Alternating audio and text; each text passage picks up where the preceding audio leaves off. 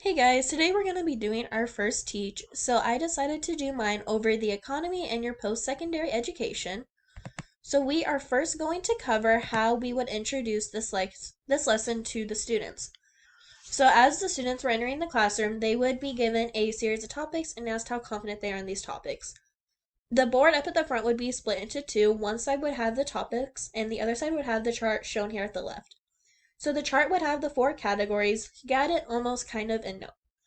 And the board would have four different topics asked. There would be understanding supply and demand, how tuition is figured, the ways to finance college, and the different loans, grants, and scholarships available. So the students, as they were entering the classroom, they would be asked to consider each of these topics, and they would grab one colored slip of paper for each color that corresponds with the topic, and they would put that piece of paper into which category of confidence they felt. So if they grabbed the one for the different scholarships available to students, they would put that slip of paper into what category of confidence they were. So they would do this for each topic, and each student would do it. So then once class started, I would gather these slips of paper, and it would let me know what confidence levels these students are into these topics. And these are the topics that are going to be covered in class. So this would help me gauge what I need to cover in class more and what I can kind of glaze over and just review with them.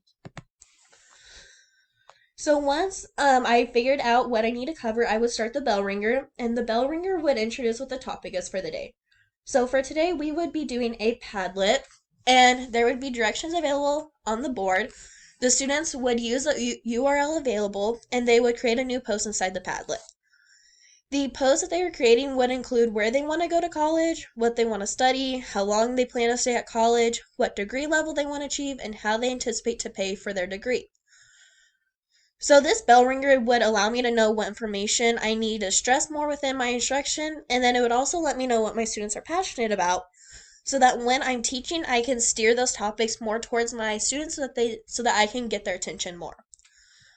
Then the Padlet would also be shown up on the board so that the students can see what everyone posts as they are posting it.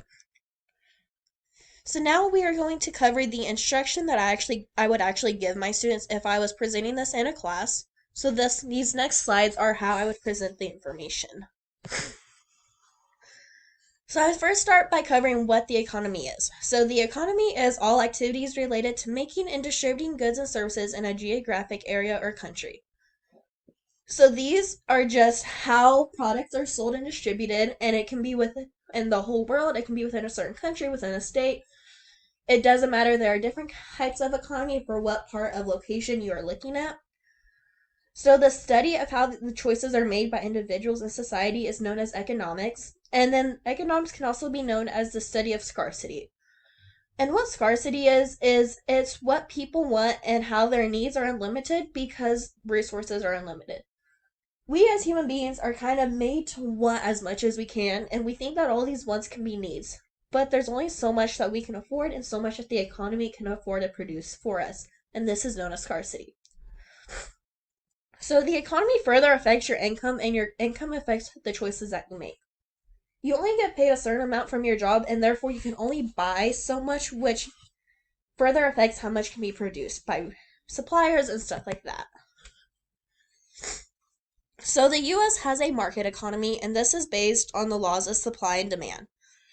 So supply is the goods and services that are produced and what is willing to be able to be provided by producers. There's only so much that producers can afford to supply, and this is because it costs money, and the economy has an ever-rotating circuit of money, and if people are not putting money into the products, then suppliers cannot afford to supply these products. And demand is the willingness and ability of consumers to buy goods and services. Let's take, for example, toilet paper, since we are in the coronavirus epidemic right now. Toilet paper is at an all-time high demand, which means that producers can charge more for it. It's not going to be going away anytime soon because people actually need it.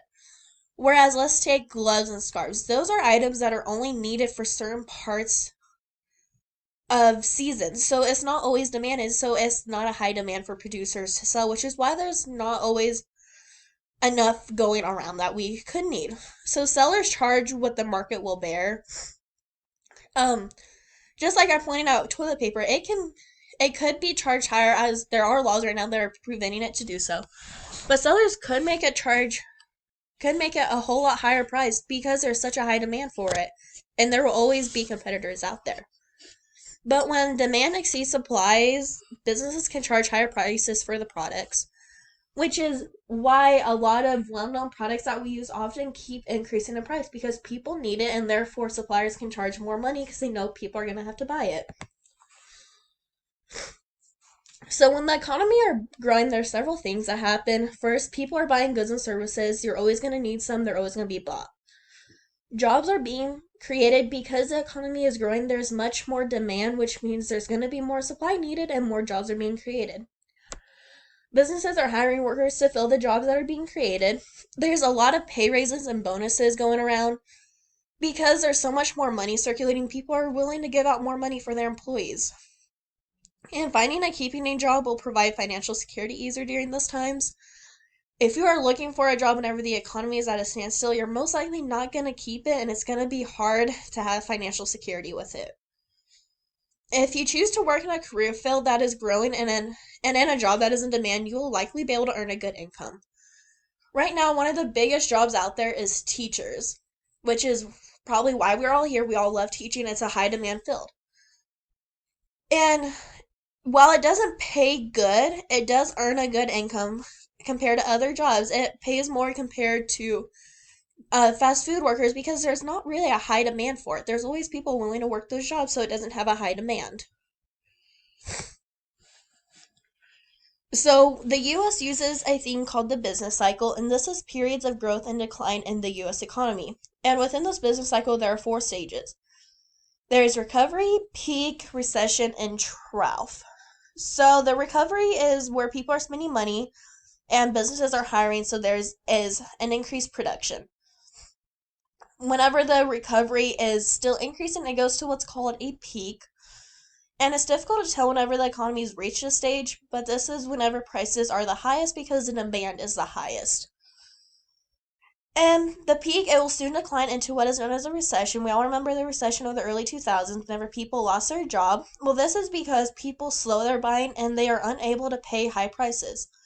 A lot of people are starting to lose their jobs, production slowing down, and they just aren't able to spend high money for products that they need, so they go to the cheaper products that they can afford. And then stage 4 is whenever the economy is at a standstill and no one is hiring, no one's getting jobs. And people are unable to meet their debt obligations because they have no income, so people are just remain broke at this point. And this stage remains until people start spending money again. A lot of times this happens because of a family crisis or because someone has passed away and they get money and they're able to spend it again. Whatever it is, it has to happen so that this stage 4 can go back to recovery and the economy can peak again. So that is a little bit about the economy. We're going to move on to applying to college. So the application process can take weeks or even months, and you may be required to write essays and take tests such as the ACT and SATs, which measure all of the basic academic comprehension skills that you will need. When you are applying to college, you need to make sure you're paying special attention to deadlines so that you can avoid being rejected automatically. You may still have a chance to be rejected, but if you turn your submission in on time, you have a greater chance of being accepted. So there's different ways that you can pay for college. The tuition is the expense paid by students for the instruction at school. This may not include textbooks and other expenses because sometimes it's included in the tuition and sometimes it's not. It depends what your college and university decides to do. Then there's also extra fees such as technology that are charged to cover special expenses, and these also may or may not be included in your tuition. This is something you'll need to pay close attention to. One good thing that our service members of the military and other army branches get is that they receive tuition assistance so that they don't have to pay such a high price. The cost of public university is usually less than the cost of private schools. To earn a typical 4-year bachelor's degree at a public university is between $36,000 and $90,000, whereas a private university averages $125,000. That is a big gap to me, but it also depends what your degree is at. It depends and chooses where you go to college. And when you decide on what type of college you want to go to, make sure it's accredited. This means that you can serve earn credits and that they are reliable and that they will actually prove that you earned your degree. And a lot of people choose to go to a 2-year associate's degree at a community college before earning their 4-year because it saves a ton of money. You get the same amount of credits for less money, and it can also get you higher jobs while you are earning your bachelor's degree in the meantime. So there's several types of post-secondary education. Career and technical schools teach the skills related to a specific job.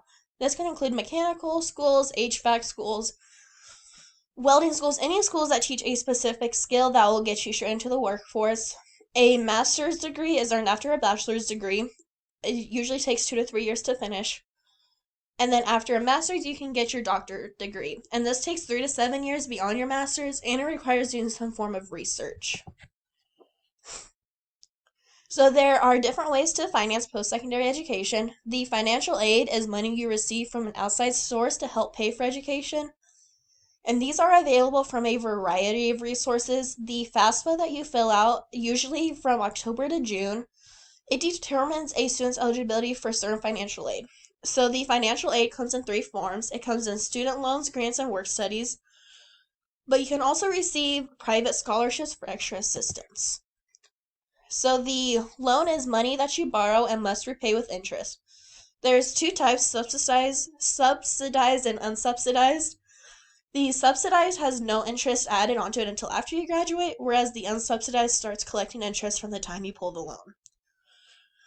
A grant is money that is given to you to pay for educational expenses that does not have to be repaid. So these are based on need. It usually comes with how you fill out your FAFSA, and these are given directly to your school to cover any additional expenses that you have that you cannot cover. The work study programs provide funds to participating schools to pay the part-time wages of needy students to offset the amount of loans that must be repaid.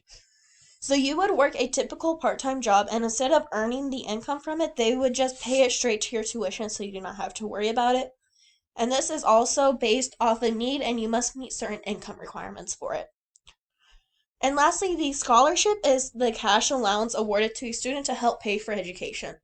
So this is given on a range of requirements, and it does not necessarily have to be repaid. It's usually given on a need to need basis. Some go on needs, some goes on educational requirements. It just depends what your scholarship is based on.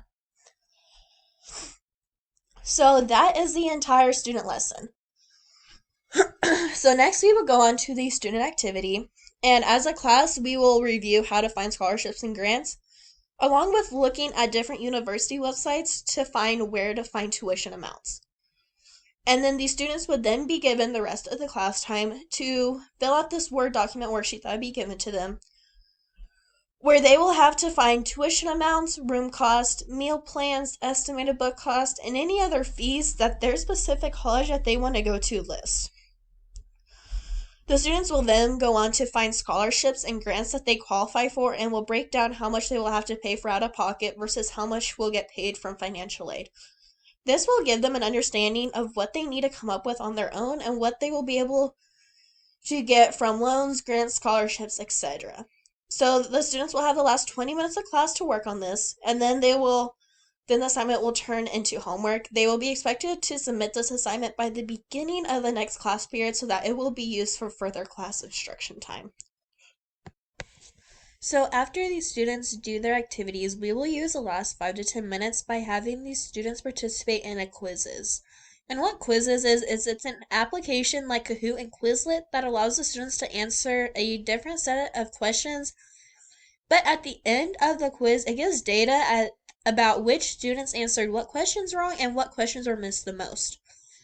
So this will allow the class to review all the information that was presented throughout the class in a fun environment for the students. It will allow them to kind of take a break, sit back, relax, but also participate with their classmates to be engaged and review the topics that I feel they need to learn the most.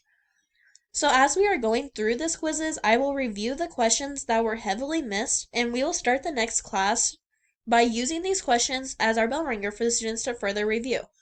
So by reviewing the concepts as they were missed, the students will get the immediate understanding of what they need to know. And then by having them use these questions to start off their bell ringer for the next day, It will help them review and make sure that they actually mastered these concepts so that they know that they are confident in these and that they can move on throughout the class period without having to worry if they are not understanding all the knowledge that they need to. So finally, the assessment and evaluations that are presented in my class, the pre-assessment, it instructs me, the teacher, of how to continue with the material throughout the day.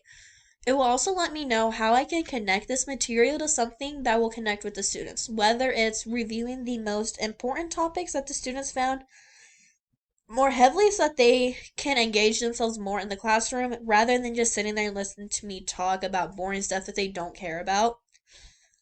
The assignment that the students are doing over tuition and financing, it will be completed at the end of class, and it will also be homework if they don't finish it and will be due by the next class period. But this will evaluate if they actually understand the ways to pay for college. While part of the instruction was understanding the economy, we also covered a big portion about college and how to finance it and how to determine what you want to do in life. This was just a general overview for what the whole chapter will be about, as the first chapter usually is. But this will let me know if they actually understood this material or if we will need to review it more often. And then it also helps the students in understanding if they really know how they're going to finance their college or if they need to look more into it and what type of assistance they will need to receive. And lastly, the quizzes that the students performed at the end of the class will assess them on the materials presented throughout the class period while I was teaching. This will help me, the teacher, understand what the topics are that the students are not understanding and what topics they have a mastered understanding of. It will help me know what material, first of all, I need to cover more heavily during other class periods or next year's instructions. And it'll also help me understand what my students are really passionate about. Most likely, the topics that they understand are the ones that they wanted to learn more about.